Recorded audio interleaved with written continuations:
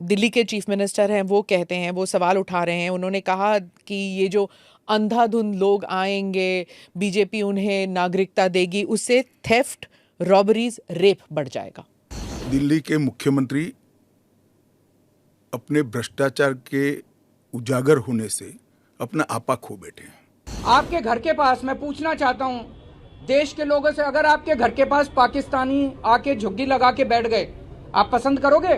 पता नहीं वो कौन लोग हैं, क्या हैं, सारी कानून व्यवस्था चरमरा जाएगी, चोरियां, डकैतियां, बलात्कार बढ़ेंगे हमारे देश के अंदर। उनको मालूम नहीं है कि ये सारे लोग आ चुके हैं, आज भारत में ही रह रहे हैं, और इतनी ही चिंता है तो वो क्यों बांग्लादेशी घुसपैठियों की बात नहीं करते हैं, रोहिंग्यास का विरोध क्यों नहीं करते हैं? क्योंकि वो वोट बैंक की पॉलिटिक्स कर रहे हैं।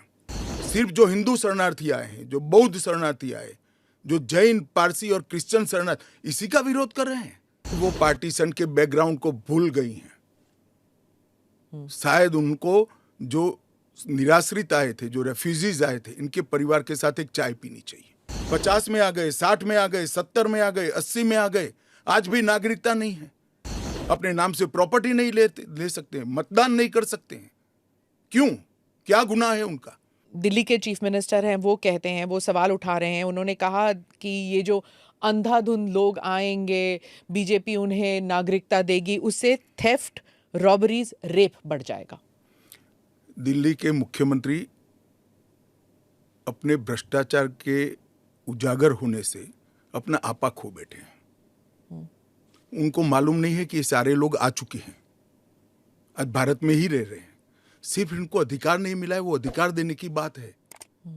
2014 तक जो आ गए, इनको नागरिकता देनी है, और इतनी ही चिंता है तो वो क्यों बांग्लादेशी घुसपैठियों की बात नहीं करते हैं, रोहिंग्यास का विरोध क्यों नहीं करते हैं? क्योंकि वो वोट बैंक की पॉलिटिक्स कर रहे हैं।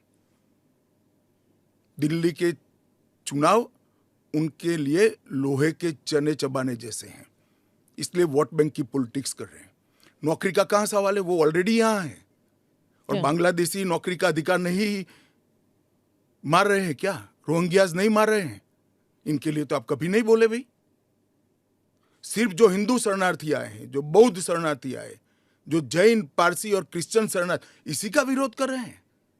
वो यही कह रहे हैं कि आप अपने नागरिकों को नौकरी नहीं दे पा रहे हैं, और इनको आप स्मिता जी, वो पार्टीशन के बैकग्राउंड को भूल गई हैं। शायद उनको जो निराश्रित आए थे, जो रेफ्यूजीज आए थे, इनके परिवार के साथ एक चाय पीनी चाहिए। अरबों खरबों रुपए की संपत्ति छोड़कर रेफ्यूजी बनकर यहां आए थे, दिल्ली के बाजार में सब्जियों की दुकान लगाई थी। मोदी जी ने विभाजन की विभीषिका का दिन मनाकर उसको हिस्ट्री का हिस्सा बनाया है। इन लोगों के मन में संवेदना नहीं है, वो समझते नहीं है वहां धर्म के आधार पर इनके परिवार की महिलाओं का गौरव छीना जाए, अपमानित किया जाए, क्या करेंगे वो? इनकी वेदना हम भी नहीं सुनेंगे।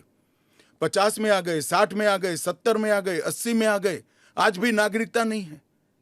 बच्चों को अस्पताल में दाखला नहीं मिलता है, ढंग की नौकरी नहीं मिलती है, छुट भैया नौकरी करते हैं, अपने नाम से प्रॉपर्टी नहीं ले सकते हैं, मतदान नहीं कर सकते हैं। क्यों? क्या गुनाह है उनका?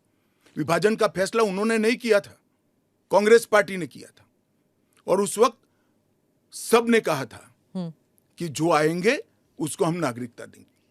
अब अपने वादे से मुकर जाना, मैं मानता हूं कि हमें तो कम से कम मंजूर नहीं है।